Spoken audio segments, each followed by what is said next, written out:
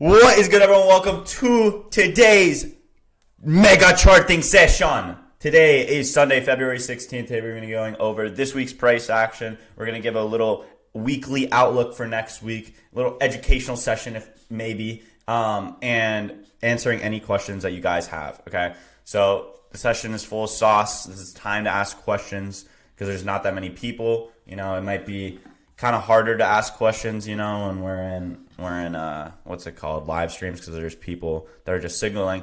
But if you're here to actually learn something, good job, congratulations. And that being said, let's get into this. All right. So I ended up taking 4 trades this week. I went 3-1 this week, and all of them were traded live. All of them are shit. All of them are shit, and you're shit. And all of them, I think, were mech model. No, that was a lie. But there was a lot of good mech models this week. Like, amazing week for mech model. Amazing week for just inversions in general. But I did start off the week with a L, which made everyone panic. Blake is washed. Blake doesn't know how to trade. Blake is the worst trader ever. I'm unsubscribing. Because Patty and Blake are the fucking goats. And now I'm fucking here. What? Who was that? What just happened?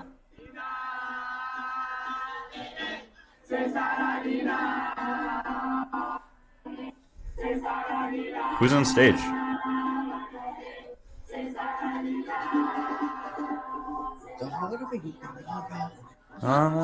Yeah. No. Fire, bro.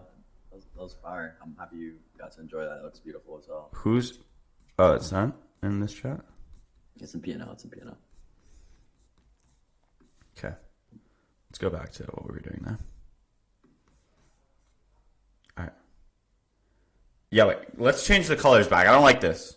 All right. So coming into the week, guys, I really should have been more bullish. I think I had a lot of just bearish biases for the week, and I just had a very wrong. I mean, actually, my weekly outlook. If you guys go to last charting session, I said that my outlook for this week is going to be dependent on this 4-hour gap. If we can sweep it and we can, if we can sweep this low, deliver higher, then I'm going to be bullish. If we displace through this gap, then I'm going to be completely bearish toward these relative equal lows.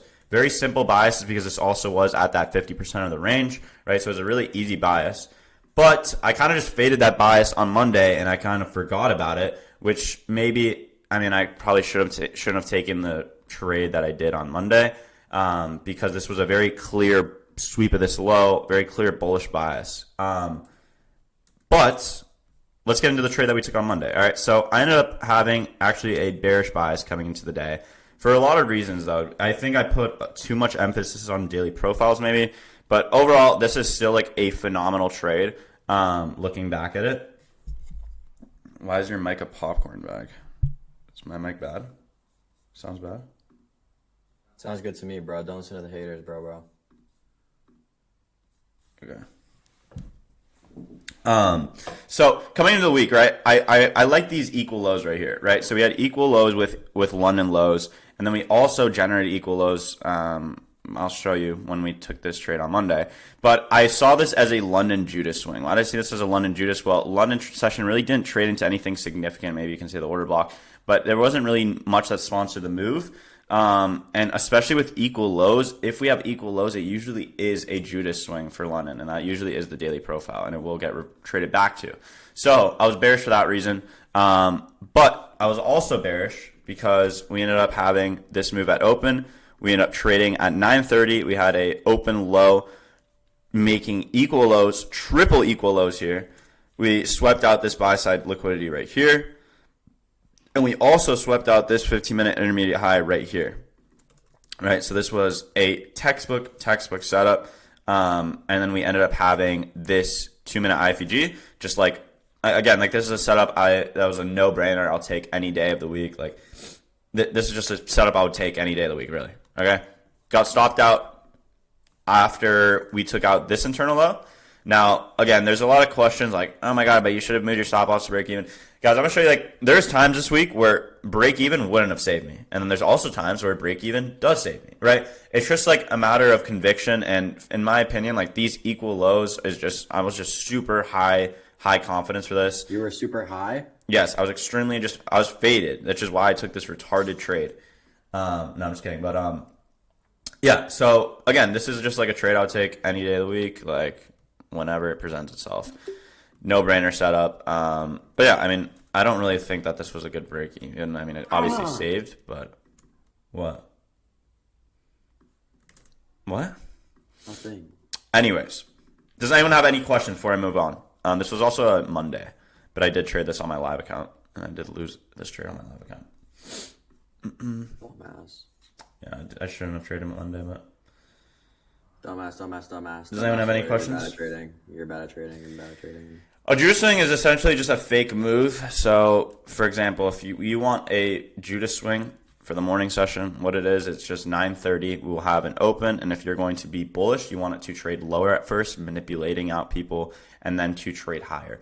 And that is a bullish Judas swing, and then a bearish Judas swing looks like this, where we have an open, high, low, close.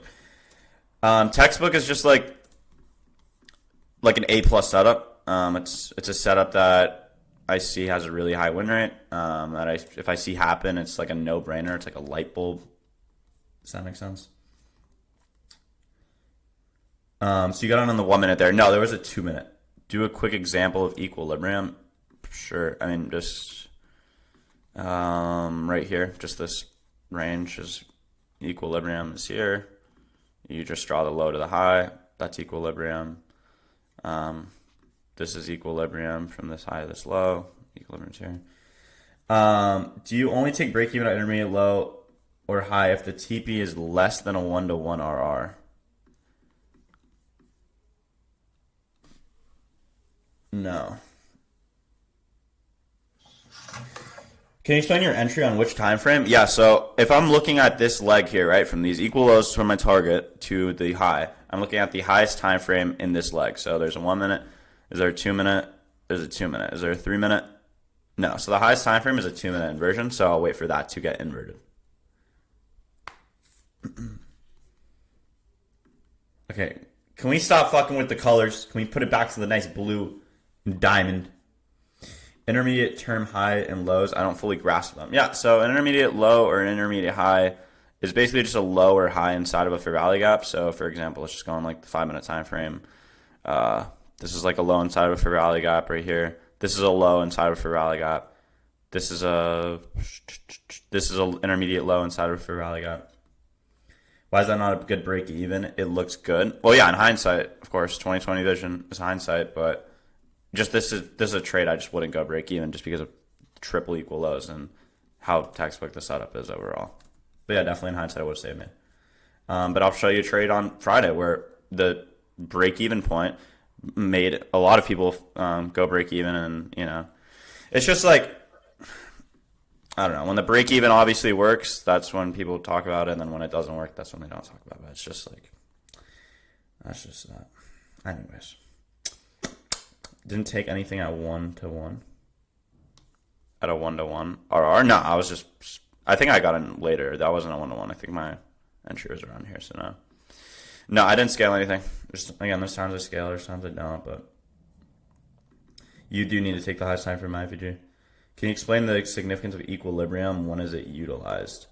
Yeah, so equilibrium is just like, for example, if we have a large range or we have a move up or a move down, you want to see price trade back to equilibrium of a range. That's usually going to give you like a really good, like a better entry. For example, you want to be buying in a discount like here versus buying up here. Why? Because for one, your RR is just going to be bad. So you're just going to have a really bad RR versus, if your entry is over here, then your RR is going to be a lot better. So R and also it's just like premium discount. But yeah, it's usually used on also like higher time frames. For example, my bias for last week was really dependent on equilibrium because we had this range here. And if we are going to be bearish, we should disrespect this equilibrium, the liquidity below equilibrium. And if we're going to respect it, then this is a point where we should sweep it and then run higher, right? So,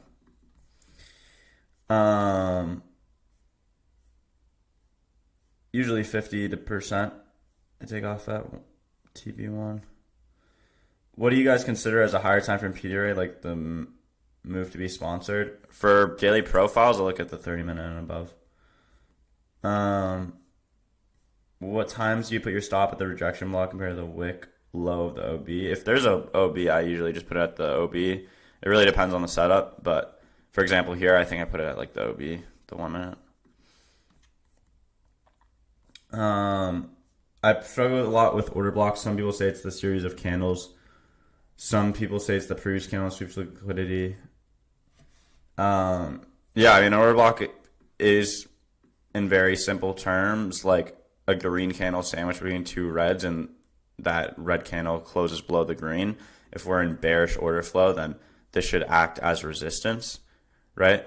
But like a good a good order block is like this one right here is a good order block. Why? Because it swept liquidity, and it was the up close candle that swept liquidity. Once we close below that, that's a change in state of delivery. It's a creation of an order block. Yeah. Okay, what do you guys? I just answered that. Yeah, I did. That's an inversion for rally up on the 2 minute time frame. If the bias is bullish and 1 hour and 4 hour bullish for rally ups are getting respected, do you care if there's like 2, 3, 50? No. I got so tripped up on long lows to say, yeah, same. All right, let's get into the next day now. So coming into Tuesday, I didn't take any trades Tuesday. I think I took one trade in PM actually, but it was just a break even. So coming into Tuesday, it was a pretty chopped day. Now there was a trade that I did call out that I said if I had to take a trade today, like this is the trade I would take. Wait, what did I just skip to? Monday. Where's Tuesday? Where's Tuesday? Where Tuesday at? Keep it up. It started a world. Keep it up. Okay. All right. So coming into Tuesday, I also had a little bit of just the bias was really dependent on. I mean, this is what I saw. So I was coming into the morning. Let's just whip out this daily bias here.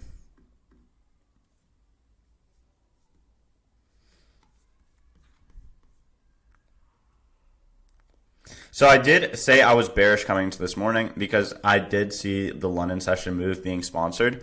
Now, overall, like this week, I just should have been more bullish, and I think I just kind of screwed with my draws on the day. I mean, not that there was even not that really daily bias matters that much. I mean, obviously, like the first 10 minutes I saw of price action, I immediately flipped my bias. But what I was looking at was just essentially that London session traded into an hourly, Asia session also traded into an hourly. However, we do have an SMD at the 4 hour gap. So I did say if we end up getting a 15-minute CISD at open, then my drawn liquidity will be towards that 4 hour and London highs. Right? So we ended up getting that 15-minute CISD, which is, I was looking at this candle right here at open. And we kind of just ran through all of this, but that's when my drawn liquidity got flipped higher towards that previous week. Or I think it's previous day. I'm not too sure. Let's see. Let me open back up chat. Okay.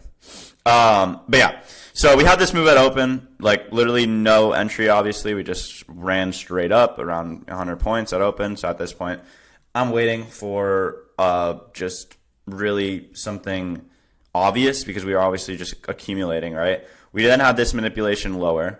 I know I'm going to get the question, why didn't I take this short? And why didn't you like this short? I'm overall bullish. Okay, so after this move happens, I'm bullish. For two reasons I didn't like this short. Number one, guys, when we have data highs and data lows, what you should do is wait for one of them to get taken and then trade it to the opposite end. So, for example, if we took data highs here, then a short to data lows would be good. If we took data lows first, then a long to data highs that's untouched would be good, right? So just think of it like that. Just think of it as a range. Wait for one of the ranges to get taken, and that is the easiest way to bank with data highs and data lows. Now, we ended up trading lower, and we had this SMT right here. And I'm going to be honest, like this was an okay trade. We had a 1 minute CISD. We also had, this was the highest time frame inversion. To be completely honest, I just didn't like price action in general. Like this is just too choppy. it was just not that good in my opinion. But I did say that if I had to take a trade today, this is the trade I'd take. So I just forward tested this long here. A lot of people did take this. I didn't, just because I didn't have the confidence for it. But I mean, stop loss would have had to been like here maybe. And yeah, that was a trade. But other than that, I mean, pretty shitty day.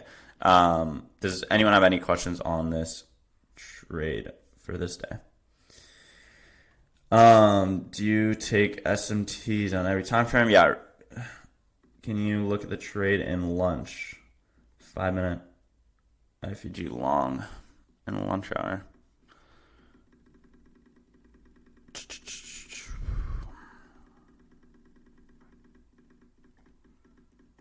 Wow, this price action is horrible. This is just not like good price action. Yeah, I mean, this is just a day where I just wouldn't take anything. Like this could play out like this is just this is too choppy. This is just not good. We're also super high into a premium here. Yeah, not the best trade. I do remember that though. When do you consider SMT necessary to take a trade? It's never necessary. I never need an SMT to take a trade. It's just extra confluence and it's just good. Better. Can you show an example of a breaker block? Sure. Once your main draw liquidity is taken and you start stalling, what would be your next area you think price would trade to? You can give examples. Yeah, that happens a lot. Honestly, like when I guess session open, like New York session open will deliver its draw liquidity and you'll get no entry. But there's a reason, like you got to think about it this way. There's a reason that drawn liquidity is set in place to begin with. So if we're going into New York session open expecting price to trade to London highs, right? Like that's our main drawn liquidity, and that gets hit. What's going to happen now? We're going to wait to see if price wants to reverse from there, because that is a significant liquidity pool and it would be an area for price to reject and reverse. And so from there, after that gets taken, we want to see if we could find a potential reversal. There's times where it's like, you just have to analyze if the main drawn liquidity gets taken, and I don't know, like let's say London highs just gets ran through and price is not like reversing and you keep delivering higher. You know, you can go into like, I guess, even higher time frame, look for previous day highs, previous week highs, and try to find a continuation. But there's, like I was saying, the main thing I need you to take away is that when those main drawn liquidities get hit without us getting an entry, 90% of the time you will see us try to take a reversal from that point. So, but yeah, you just gotta wait for structure to be created after the drawn liquidity gets hit. You don't want to enter like a short right after London highs gets taken. You know what I mean? You gotta wait for some confirmation. Like what I always tell people is just like when you want to utilize conditions, because you're taking a higher time frame PD rate. What do you want to see now? You want to use time frame alignment. You want to see like a 5-minute bearish fair value gap open up, and now create that as your condition. See if price respects that newly formed bearish gap. And so that's when you can like start to formulate in your head, okay, is price respecting bearish or bullish? And you just really go from there. So yeah, we've done a couple lessons that would help you a lot with that question. If that's like something you're really interested in. I talked about structure recently in one of the previous educational lessons, and then I would pair that with conditions, and you'll understand really exactly where I'm going about with this. Like a short-term bias, yeah, so to speak. In the sense where you would now have a drawn liquidity lower after London highs gets taken. If there's a reason to trade lower though, like realistically, if there's no liquidity being generated, no imbalances in price, like there's no like unfilled 15 minutes, unfilled 5 minutes, that you can be shorting to, and like just a range in general is rebalanced. Obviously you're not going to want to look for shorts. In that case, you just wait for structure to form, but yeah, you really are just formulating, I guess, short-term biases, or more so like internal, trying to find newly created internal liquidity to trade to. That's the biggest thing. Are you recording these sessions? Yeah. Yeah, no, you don't need an SMT. A+ setup on the continuation model is like the biggest thing, really. Like guys, when you're taking continuations, the number one factor is that external drawn liquidity is still intact. Like I'll let you elaborate on this because you're on the charts. Yeah, I mean, well, I'll show you guys in the trade that we took on Thursday and Friday. I think also Wednesday was continuation. I think no, Wednesday was mech. But it's really just like, yeah, like Patrick was saying, if we come really close to a high and it's just really obvious, for example, we do something like this, we then trade lower, we generate low resistance liquidity, maybe we generate equal highs, trade lower, maybe go down to a 5-minute or 15-minute gap, and then we still have that external liquidity, and there's an SMT. I would say that this is like a A plus continuation, something like this. But yeah. Okay. If there's a breaker at the bottom of a dealing range in a bullish move, but we get a setup at equilibrium delivering off of fair value gap with a smaller time frame inversion, would you still wait for that breaker to get hit? No. If we already hit equilibrium, then there's really no reason for price to trade lower. But obviously there's times where it does. But yeah. Yeah, you don't need to wait for a breaker, especially if the range is already rebalanced. Yeah. Like, honestly, the number one factor is that you're just like, price is trading away from something. So like, it's not about whether it's hitting that breaker or not. It's more so like, did it hit anything else to support your trade? Like if it trades like a 5/15-minute fair value gap, fire. Like that's really all you need. Is the range rebalance? Cool. That's really all you need.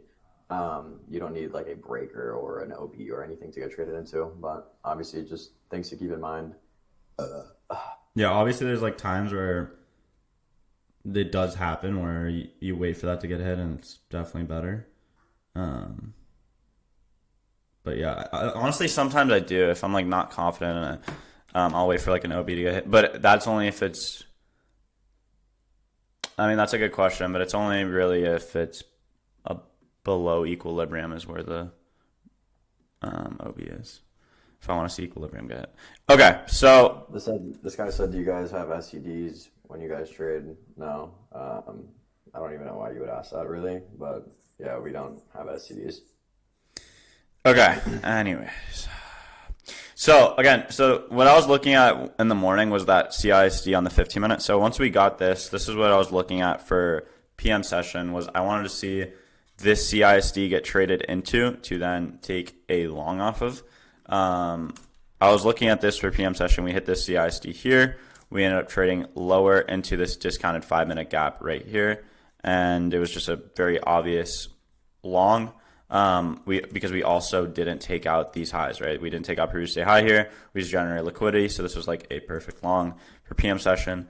I ended up absolutely getting fucked here by my break-even point. And yeah, that was just a trade I took in PM session, but it was just a break-even. So far, the start of the week was pretty rough. Just had one loss and one break-even. That could have been a banger, but unfortunately, break-even didn't save me there.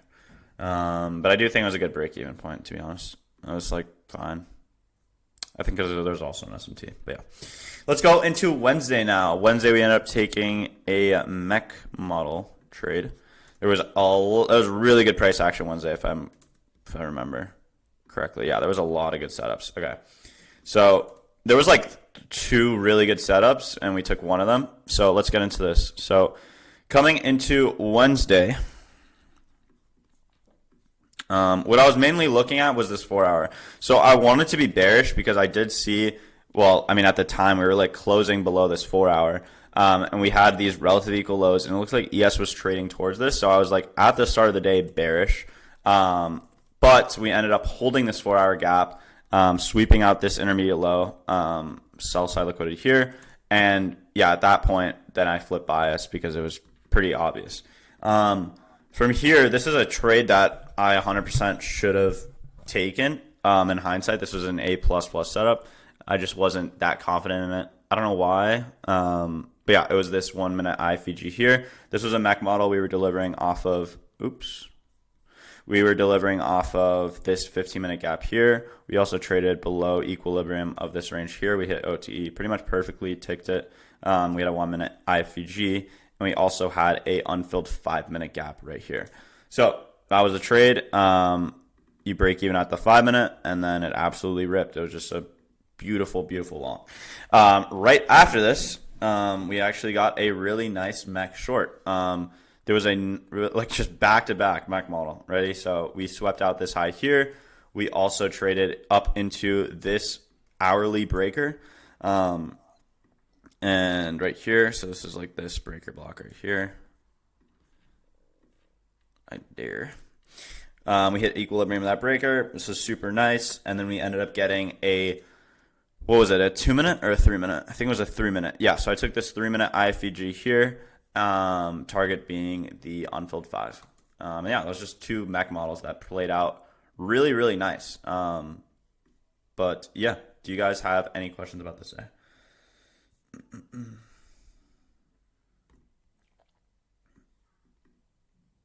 Just like CE of the breaker. I think this was probably just like equilibrium of this breaker around there. Why did you put your stop at the swing high? Just not necessary. I think I had it like the order block too. I think it was like a really good stop. Not necessary. How about in regular? What do you mean? Do you record? Yes. Do you consider just one of the candles as a breaker or a series of the candles? Just consider one candle as a breaker or a series of candles. One candle. Like I'll just consider like the last down close candle. I mean, but okay, that's a good question. I consider that. That's like, obviously the most sensitive point. But I'll put my stop loss at like the series. For example, like this breaker here, I'll put it at like if I were to take this short, I'd put it at like the series. Like series. Stop loss being here. If we didn't have a breaker block, would you still take it on the hourly? Maybe, I don't know. I think If there's an unfilled 5-minute gap against your trade, would you still take it, or does it just depend on R? Bro, you just discovered the mech model. That is the biggest gift there could ever be against your trade, an unfilled 5-minute gap. So, yeah, that's actually a great thing. Obviously, you don't want to be taking a trade like maybe you're saying if it's like super close, yeah, you don't want to be entering the trade. Yeah, that's what I was assuming that's what you're asking, honestly. And yeah, like you said, if you have at least like about a 1-to-1, then obviously it's great. Because it's a great level to be break even and TP at, but you obviously don't want to be executing too close to it because there's 2 reasons mainly. Just when you take a trade, for example, really close to that unfilled gap with a mech model, and like you don't even have close to a 1-to-1, most people won't go break even just because like psychologically they're like, oh bro, like we just traded into it, like we were right there, like I don't want to go break even. It's just like a psychological thing, obviously, and people try to ignore it and think that we'll just fly past the 5-minute, and you'll probably get stopped for being a dumbass, or it's just like you get break even immediately. So it's kind of fried. We do have a mech model. It's just an inversion for rally gap targeting an unfilled 5-minute or 15-minute gap, and use the highest time frame. Yeah, but you can see here it worked out perfectly this day. I only took this trade though, but this was absolutely you can be profitable using PDI and mech model. That's literally the only pretty much all we trade. Of course, there's like discretionary and shit, but realistically, bro, all these inversion models Blake and I use, it's like there's only slight discrepancies between each of them. If you know one of them, you're good to go. That's all you need, dude. You can be super fucking profitable. Do you sometimes don't move your stop loss to break even? For example, if your stop loss after the inversion, A for value gap, creates that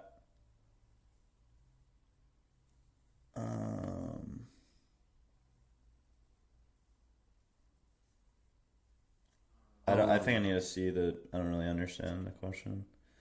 If your stop loss after the inversion for value gap creates that, you can support your trade further. Okay, so I think what you're asking is just like, will you not move your stop loss if there's like a fair value gap to support it to go further? Yeah, I mean sometimes guys, like the break even point, like I don't always got to break even. Like there's a lot of times where I'll show you the trade on Friday where it was a break even and it technically was a break even trade. If you utilize, break evens like that. But there's also times where I just have like a lot of discretion. I'll hold it and I won't. The break even is really, really effective. Obviously, and it's really good. And half the time it does save you, half the time it doesn't. With screen time and with my screen time and just overall drawn liquidity and confidence, I don't utilize the break even like too much. I do a lot, but yeah. Anyways, it again, dude, it just really depends on the setup. but I do suggest for beginners to utilize break even a lot because it is super, super helpful. All right. So after that trade, that put us at 1-1 for the week. So 1-1 for the week there. Then coming into Thursday, we had a really, really nice trade here. This was overall just a textbook, beautiful day. So does it count as an SMT when ES makes equal lows at the low? I don't really think about it like an SMT now, but I don't really care about what's it called? What were we just talking about? ES equal lows. Okay, so coming into the day, if we go to this daily bias, what was this day? This was Thursday, February 13th. Yeah. So this was a pretty easy bias for this day. It was very simple. We were just in bullish order flow, right? So we were clearly respecting this 4-hour bullish fair value gap and the discount. We were also had this 15-minute gap right here, and we had data highs. So a super, super easy trade here was just for price to trade lower into this 15-minute gap. I wanted to see a 930 Judas. But my targets overall in the day was previous week high on the 4-hour. So I was just super bullish until previous week. And I was going to stick with that bullish bias until previous week. Now, this is honestly a really good day to just study price action because it was something that I want you guys to just pay attention to. So first off, bullish why? Because the 4-hour, we traded into this 4-hour gap at what time exactly? 2 o'clock to 5 o'clock. This was inside of London session.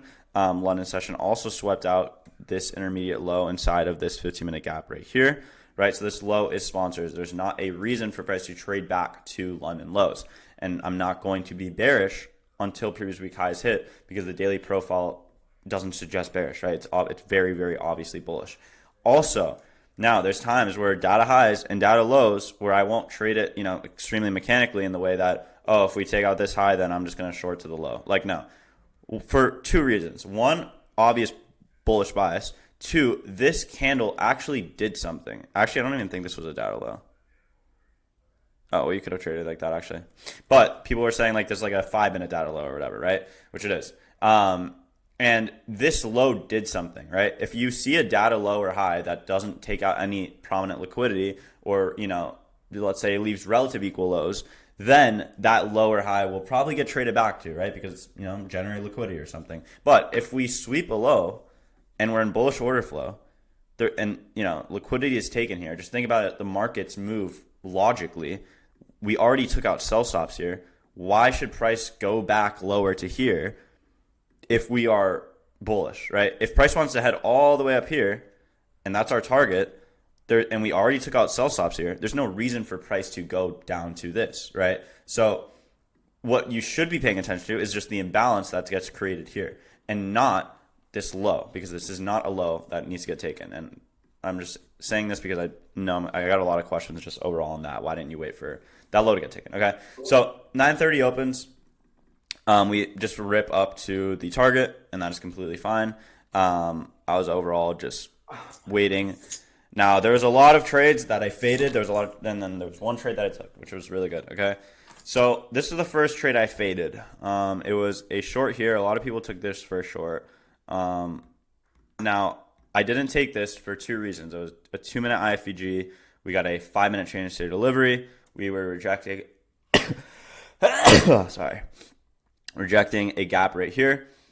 Two reasons I didn't like this. For one, right, I simply didn't have targets for lower, right? So we traded into the unfilled gap here. Okay. Now, what are your targets, right? If you took this trade, you're literally just pattern trading. I don't understand. It's just a very pattern tradey type of trade, because if you just look at everything we just went into, right, this liquidity is already taken. This liquidity is already taken. We're bullish. We still have targets higher, right? So there's no reason to be bearish.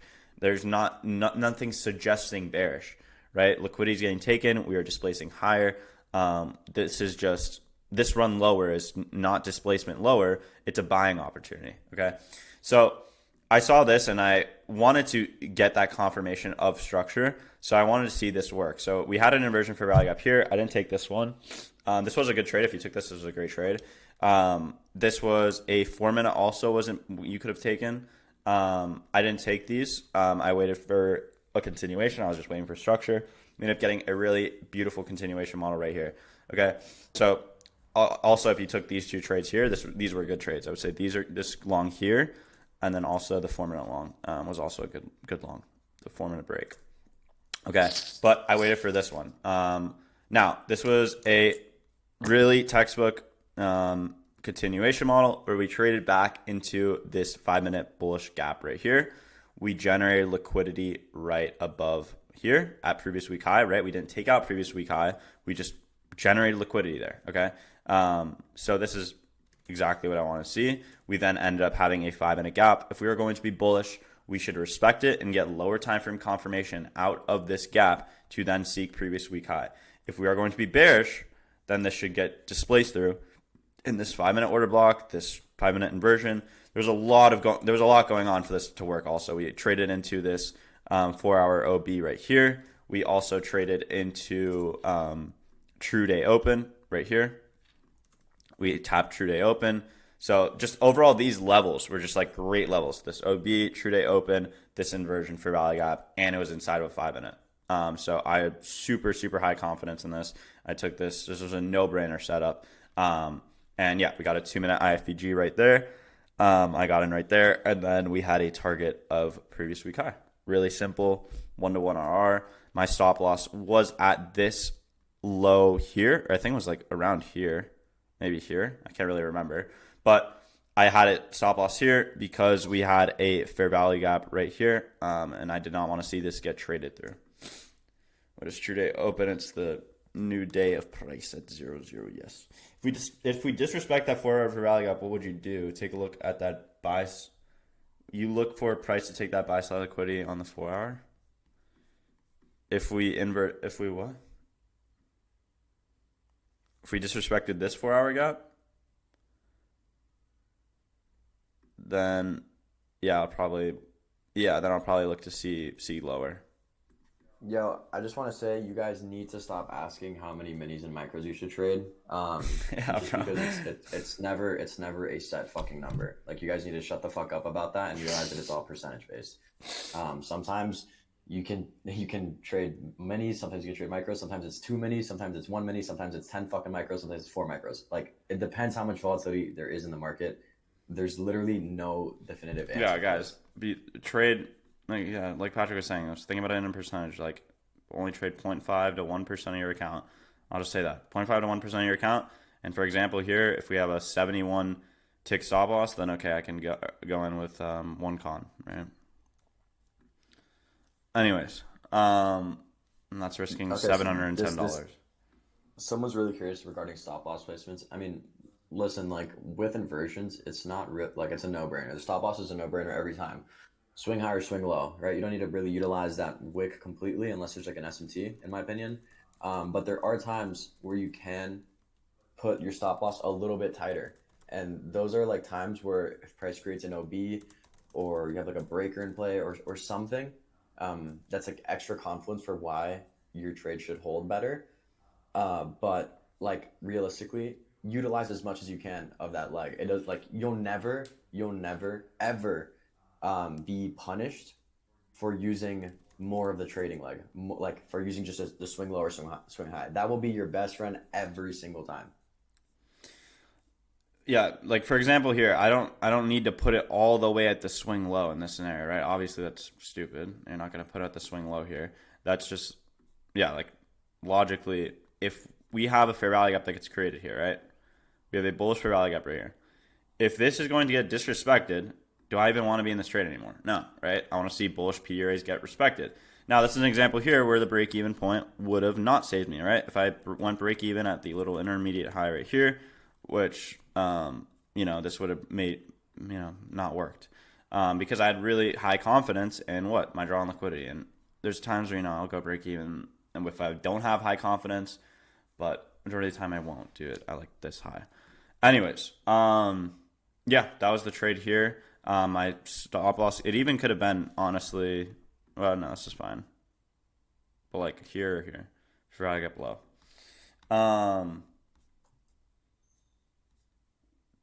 not bias. What does that mean?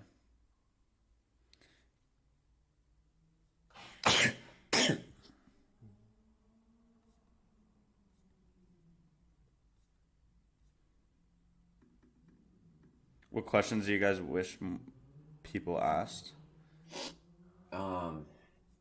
Whatever. I don't really care, but like just, but there's just no I don't care what questions you guys ask. But yeah, I do see that question like asked every single day, which is why like we just wanted to say it. Just like how much mini should I use on this account? How many minis should I use on if I'm trading on this account size? Like 0.5% to 1% until you build a buffer, and then you can do what you want. Anyways, why didn't you take the first 4-minute? The 4-minute was good. I didn't like it just because the intermediate high was like here, and we broke it. Like there's like times where, all right, for example, let's say we have a trade where the inversion's like here, and we trade into it, and then okay, and then we get the inversion after, and then like your entry's like here. I like this. Why? Because it's like we already broke, break a structure, CISD, break, or whatever the fuck it is, right? Whatever it is there, we already broke that high, and we got displacement through that high and through the inversion. Versus if the intermediate high is like really high, and it looks something like this, for example, if it's like above the fair value inversion, and then you have to like get the inversion here, then it's like you don't really know. Then it's just like a weird break-even point. You don't really know. But it overall was a really good setup. I just kind of didn't plan it well. If I looked at that, I don't know. I just didn't plan it well for if the candle would have closed how it did here. I thought it would close above, and then I'll get a better entry. But yeah, in hindsight, the trade I should have taken was this. We were rejecting this 1-minute OB here. We didn't need to go lower, and then we got a really nice fair value of entry here. I was even going to go in on this OB. I just completely missed it. But obviously, patience pays. We got a really nice 1 to 2 RR trade here. All right, let's go into the next one. Can you please do a quick example of a perfect CISD? A perfect CISD. I see what you're saying. What do you mean you asked them words? Oh. Do education. Good one, bro. You like that? It's good, bro. A perfect CISD.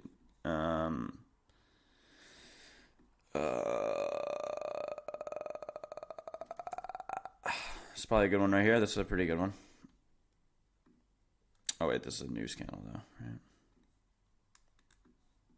You'll see it on Monday. All right, we'll get into a trade. There's CISDs always. Friday, man. Okay, let's get into Friday. Do you have any more questions on this trade here? Yes, this is being recorded. There's so many confluences that build up to just a 1 to 1, 1 to 2. Yeah, Big man. facts. That's true.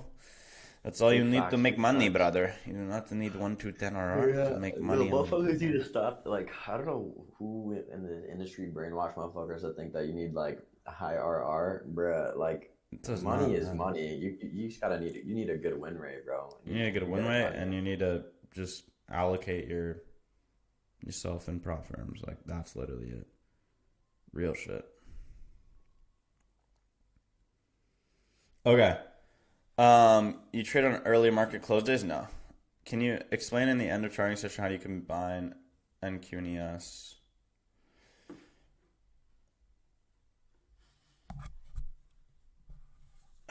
Wait. Can you explain in the end of It's charting? only useful for S&Ts. Sorry. For example, if we did have a textbook setup on NQ, what we could have on ES that could invalidate our NQ textbook setup.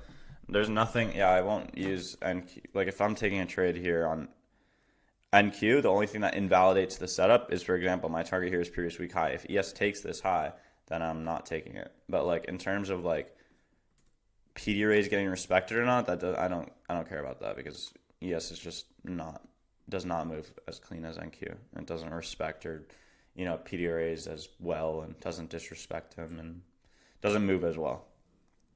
But I'll use it just for higher time frame and just for my targets. All right. Monday market closes. Yeah, well, I'm not trading tomorrow.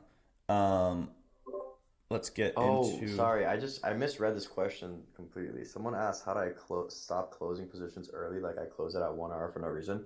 But I thought I just read how do I how do I close positions at 1 to 1? And I was just like, bruh, close the fucking position. Like, are you stupid? Um, but I understand what you're asking now. Yeah, I mean, you have to understand that like these models, this win rate isn't based off of like any any emotional factors. Every level we target is technical. Um, that being said, like you're not trading our model and you're not going to reap the benefits of that 70% win rate if you are closing based off emotions. Your targets should always be technical, not emotional. There are times though where you will close at 1 to 1 just cause, and that's because let's say we're taking a mech model long to an unfilled 5, but we don't have quite about a 1 to 1 towards unfilled 5. So we wait for price to trade into unfilled 5. Once we hit the unfilled 5, we go break even, and then we wait for 1 to 1 before we take partials or close. That's like one scenario. But if you are closing early, you're not winning at all. Like that's not a good trade. You know what I mean? That's you should never praise yourself for a winning trade if you didn't follow your rules. So just make sure that anytime you're closing or taking partials is at least at the 1 to 1, but definitely at like the internal high, the unfilled gaps, any prominent liquidity pool. Um, and that's really it. Make sure you're going break even where you have to be all the time. And yeah, I just can't emphasize it enough. Like you let your emotions get involved and you decide to close based off like an emotional factor because you see like a lot of money on your screen or you see like you're red and you freak out. You're not trading a winning model at all. You're just gambling and you're probably better off going to the casino, like I'm telling you straight up.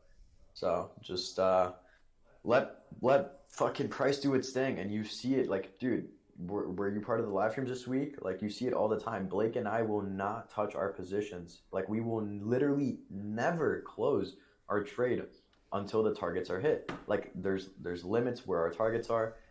Like you saw me, bro. You saw like me go from taking my first CP to thinking that fucking previous week high was gonna get taken. We edged it. It hit my break even. What can I do, bro? Like, there's nothing I can do. I have to let the model play out as it should. Then what do you notice? Previous week high gets left intact. Another opportunity presents itself. Blake takes a trade towards previous week highs. What does he do? He doesn't touch the fucking trade at all until previous week high gets hit, right? Then the trade closes, and that's it.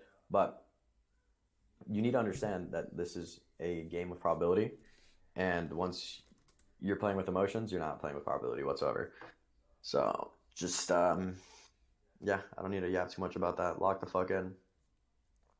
Um, hell yeah. All right, let's get into what were some things outside of trading you guys think were holding you back from being profitable slash consistent? Um, Dude, to be completely honest, like the answer I just always have just been giving is just like you know what you have to do. And I mean, really, it was just me knowing what I had to do, and everyone knows. You guys know what you have to do. Like we tell you every fucking day. You know, like Patrick was just saying, don't FOMO in your trades. Don't close your position too early. Let the model play out. Trade only the model. Follow the model. Follow the rules. Follow the risk. Don't over leverage. Don't over trade. It's just like that. And I mean, that's just the thing that really finally clicked in my head where I was like, all right, I'm losing so much fucking money. It gets to a point where I need to stop losing this money. So what do? Let me just try following my rules and risk. And that's what made me profitable and consistent. Because at the end of the day, bro, you're not going to be profitable by over trading and over leveraging and over risking. It is just not going to happen. Like, no matter, like, I just can guarantee you guys, and people don't just say that for the fuck of it. Like, no, it's a thing. It's real. And it's just, I find it so funny that people always just like, I don't know, just want like what's the secret sauce of trading? What's like the real best psychology advice? Like, it's just like, do what you have to do, dude. Like, stop bullshitting yourself. You know what you have to do. Just fucking do it. But yeah. Anyways, let's get into this this trading day here. So this was another day where we had a pretty obvious bias. It was a very simple bias for here as well because mainly we had just a very obvious bullish bias, right? We were bullish order flow on the higher time frame, even though we did take previous month high and we had an SMT there. This is a question I got was why weren't you bearish? We had an SMT with previous month high, and we also we swept liquidity or some shit, whatever. Guys, just because we have an SMT or just because we sweep liquidity, that doesn't make my bias like flip just because that happens, right? Now we have to look at the market and okay, do we see structure that's validating a change in delivery? Do we see structure that's actually validating this bias? There's no reason to because we're still bullish on the higher time frame, still bullish order flow. We're still respecting bullish, disrespecting bearish, right? So again, there's just no reason to be bearish in this scenario, right? Also, we just had really nice London highs here. We had generated liquidity. We traded into a 1 hour OB here. We traded into this 1 hour fair value gap, and we inverted bearish PD rays on the 1 hour, right? So disrespecting bearish, respecting bullish. So still in bullish order flow, no reason to be bearish, right? So that was the bias coming into the day. So I was looking for longs up into these highs here. Really shitty open. We had a really choppy open. I took 2 trades this day. The first trade was based off of, wow, this is really bad price action. First trade was based off of this. So this was actually I think it was really good to I think this was a really good day to just overall look at price action this day and Thursday. Like just study these days because this is actually really nice. We had equal lows here. Now, this is a time where equal lows, for example, here don't matter. Why? Okay. So first off, we had this intermediate low inside of this fair value gap, right? This was a 15-minute intermediate low. We swept it. And then we created equal lows after sweeping out this low, right? So technically, like this is a protected low, but we had equal lows, so I wasn't looking at it as oh my god, wow, as protected, right? So this is the condition, right? If we are going to be bearish, then we should go towards this equal lows and data lows, which wouldn't have been a bad short, but if we're going to be bearish, we should disrespect this, right? If we're going to be bullish, what should we do? Respect it and get 1 minute structure out of this. Same exact scenario like from the trade before. Like this is the same exact trade. And then the trade I took here is going to be the same exact thing. It's a very, very simple continuation model of just a 5 minute and then a 1 minute inversion, right? So we ended up having this bullish for rally gap right here. And this is a trade that me and Patty took. We respected this bullish for rally gap. And again, people kept asking me, yo, why are you taking this? We have equal lows here.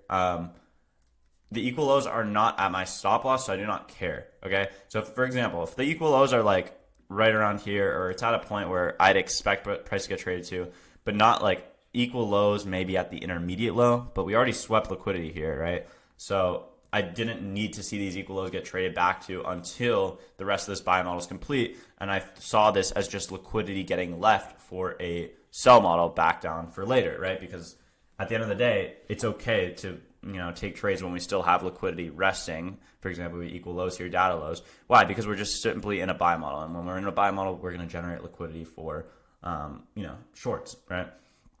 Now, we got this 2 minute IFVG right here. This is the entry. TP1 was just at around a 1-to-1. I think we took a TP like around here, or this is like a 1-to-2. This was really nice. I think a TP around a 1-to-2 RR, and then break even. Okay. Now, this is when it was another textbook. I mean, this is just literally, guys, this does not look like the exact setup we just took on Thursday. Like, tell me I'm wrong. Is this not the exact same setup we just took on Thursday? Where we edged this high, right? Where we did not take out previous London highs here, right? We ended up generating liquidity. And there was 2 things I was looking at, right? We generated liquidity, we generated equal highs. Like, that person was asking me, what does a textbook continuation model look like? I'm going to show you right here, right? We generated liquidity. We didn't take out the external target. We generated equal highs as well. And I also, I didn't take this long. So I faded this long.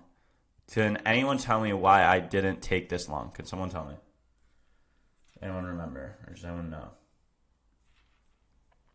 No SMT. Okay. Equal lows. Yeah.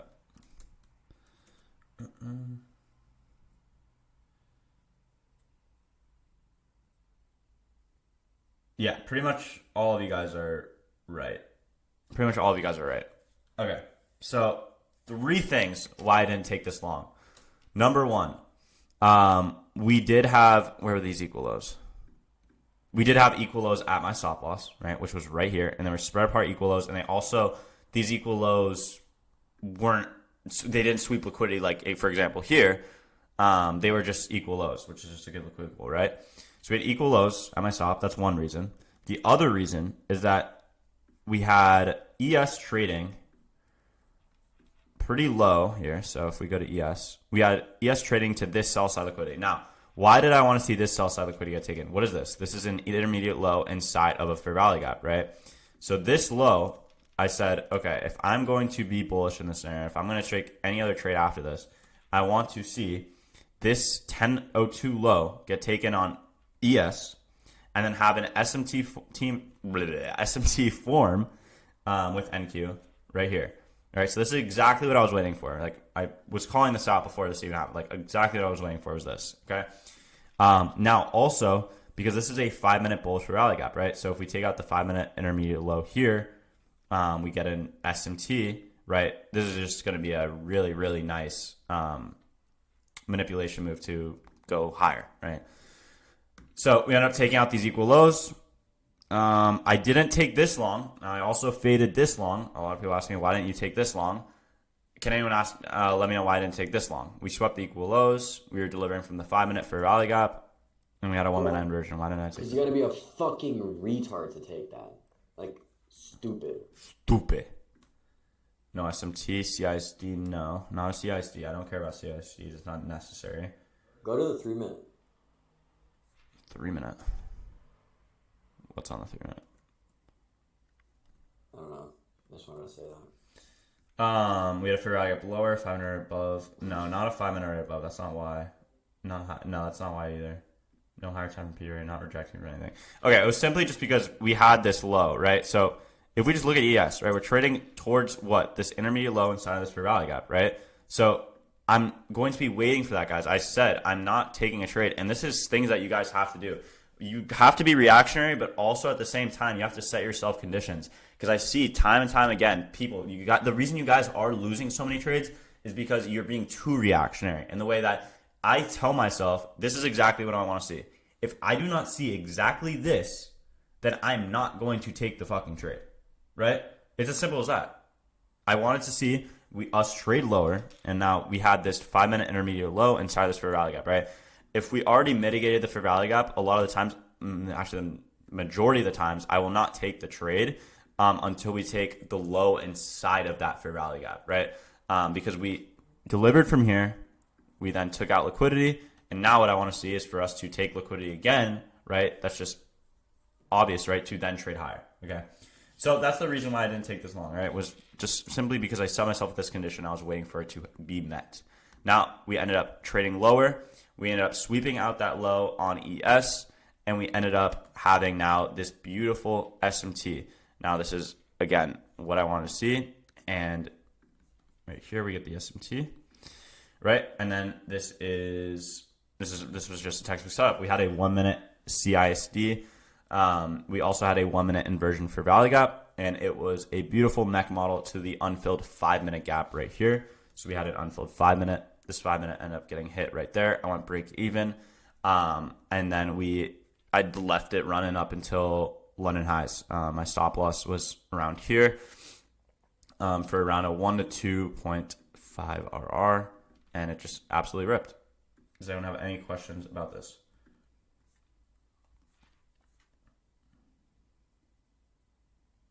Do you look at all of this in backtesting? Like, are you? Yes, of course. Like, what I just, like, okay, for example, like, me having to explain all of this, like, obviously took a while, but I don't know, explain it, like, when I'm, like, backtesting by myself, like, I'm obviously not, like, talking this out. It's just more of, like, something I already know in my head, you know? Like, yeah. Can you explain your stop loss placement? Yeah, I think it was just a fair value gap low. Best out of the week, yeah, it was. That is some genius analysis. I agree, I completely agree. Like this day was, like, study this day. Like study, like rewatch this recording because I like there was a lot of sauce that just got dropped. That Study it, bro. yeah, literally. Why didn't you set your stop loss below the last down candle? Baka. Nani. What do you mean the Muka stop loss below sasa. the last down close candle? What down candle? Like the wick here? I mean, it doesn't matter. You can do it there or here. Where can I watch past charting sessions? You can watch it in the recording side. So things that could invalidate the trade as equal lows as your stop loss, or if we have closed liquidity on. Yeah. So if this is something that I see a lot of times. For example, if we're like this on ES, right? This is a time where I'll be like, okay, I'm not going to take a long until this low is taken on ES, right? Because if it's just so obvious that we're like about to hit a low or about to hit a high, that's like really obvious, then I won't take it. For example, again, the example here was that 15-minute intermediate low. We were obviously trading towards it, so I'm going to wait for that to get hit and wait for that SMT to form, and that is going to be the true manipulation.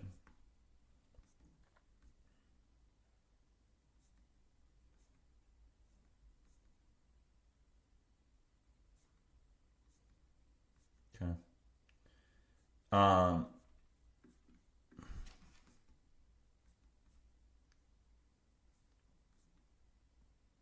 went for a short to data lows at 10:30. At 10:30. Got TP1, but that was it. Yeah, I mean, this is just not a, and I'm just, I mean, it's an okay short, but like we aren't delivering from anything, right? We haven't swept out this high, right? Until this is taken, and because we are still in bullish order flow, it's a bullish daily profile, right? There is no reason to be bearish, right? But yeah. But I know the draw in hindsight was London, yeah. Yeah.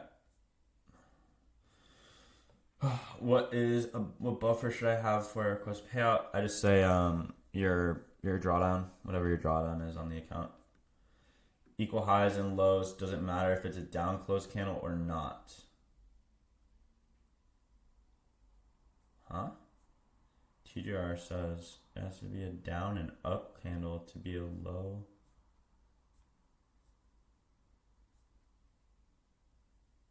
I don't understand the question. What does that mean, Patrick? What? What does what mean? This question. Steak sandwich? Which one?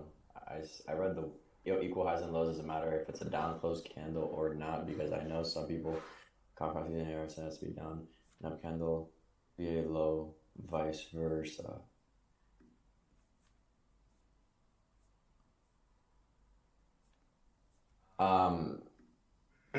Yeah, so basically what I get what you're saying is like so why not? Yeah, sure. Yeah, bro. No, I'm kidding. Equal lows, equal highs, it doesn't matter, bro, what the fuck the candle is, whether it's up close or down closing candle, as long as, they There's no way trade to the TJR same said level. that. TJR does not say that. TJR did not say that. He did not say that. As long as they're trading to the same exact level, they're equal lows and equal highs. But the most important thing that you need to know about equal highs and equal lows is that Blake and I don't really care if they're two consecutive candles anymore.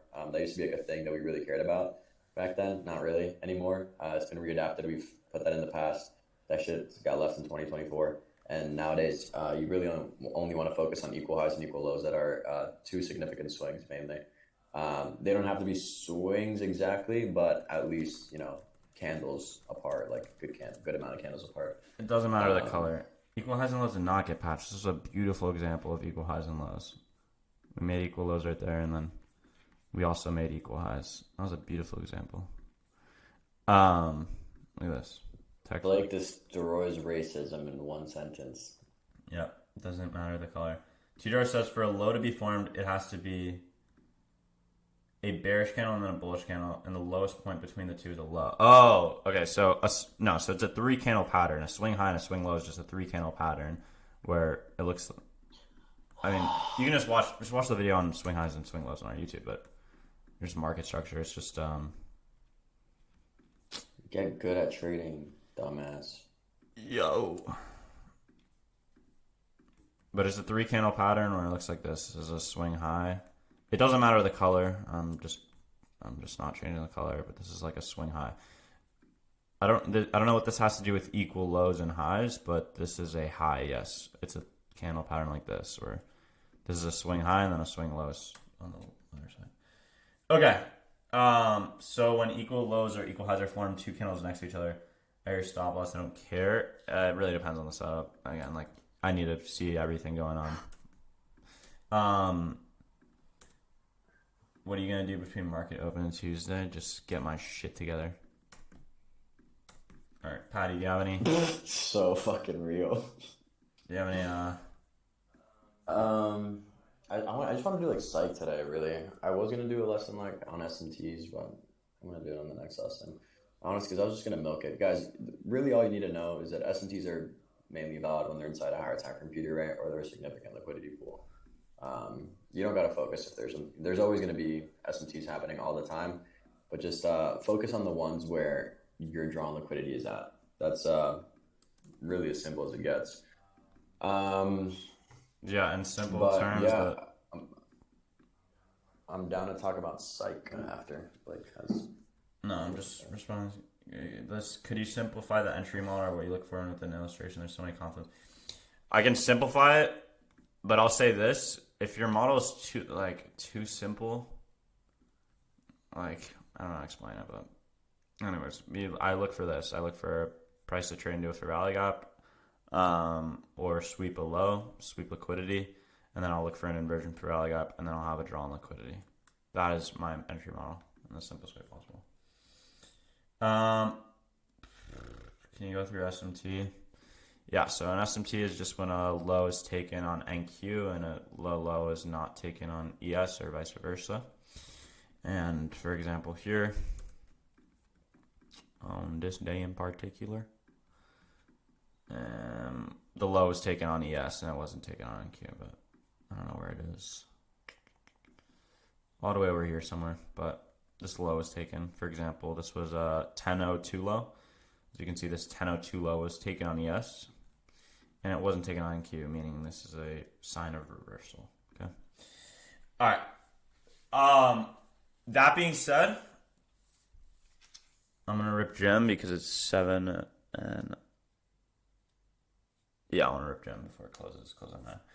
But that being said, yeah, we do have a checklist. Go on the what exactly is a mechanical model? It's an inversion for rally gap targeting an unfilled 5-minute or 15-minute gap. You can check the recording tab for more information on that. We do have a video on it. Do you have a checklist of things to do before going full time besides making sure my payouts are consistent? Yeah, that sounds good. 6 to 10 months. That sounds good. Anyways, guys. Yeah, I think once you can replace your current job, it's pretty valid. Well, honestly, like not even just replace your current job, but obviously outperform your current job by maybe double. I'd say that's for sure a reason. And then, yeah, bro, like if you can pay yourself out across multiple accounts, and you can be financially smart and save up money and invest it on the side and all this, then you should be good, bro. But just be smart about your money. Definitely save and just stay consistent, stack accounts, get payouts across multiple accounts, and you'll be good, brother. You'll be good.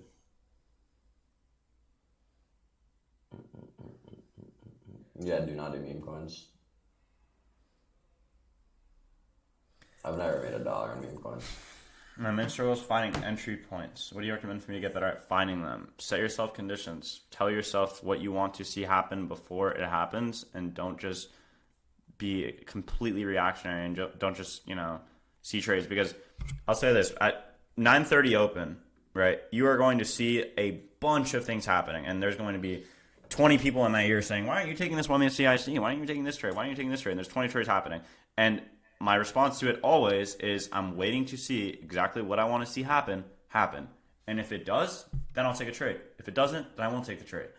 But set yourself rules, set yourself conditions, and that's how you find the best entry points. That's how you find those entry points. Okay. That being said, in order, do you know watch draw liquidity? No, there's no like best draw liquidities. Say data hazard pretty strong though. Okay. But I mean, the draw and liquidity, like it just matters. Order flow, obviously, is just gonna make it. Your actual bias. How many Mac can have as many as you want on? I mean, 8-pack. It just depends on the prop firm, bro. MFF, you have 3, tops at 5. It's Apex 20, I think. I'm gonna start backtesting. Should I backtest both PM and AM? I would suggest just trading AM session if you're a beginner, honestly. Just trade one session. When you backtest, should you backtest the times you trade? No, just backtest the times you trade. That's a good question, but don't backtest other times. Handstand push-ups. Okay. I'm getting off here, guys. This was a really, really good session. I wish I recorded this for like YouTube because this was really, really good. We did go over a lot. I did give out a lot of sauce. I'm not gonna lie. For these past 2 days, you guys really should rewatch this because yeah, just a lot of sauce was dropped. Okay. That being said, guys, I'm gonna head off here. We have no trading tomorrow morning because it is a bank holiday. So do not trade tomorrow. It's a bank holiday. I think that's pretty self-explanatory. If I see anyone talking in VIP, if I see anyone talking in trading chat, it's just going to be an automatic ban. So that being said, I'll see you guys Tuesday. Tuesday, I will be going live for live trading. We have a good week ahead of us. I'm going to do a quick little weekly outlook, and then I'm going to get off. But coming into next week, I think it's pretty obvious that we're just going to trend towards all-time highs. So just a continuation towards all-time highs is the bias. But yeah. If you guys have any questions, feel free to DM me. Feel free to add me in VIP chat or trading chat or any chat you want. And I will see you boys later for another day.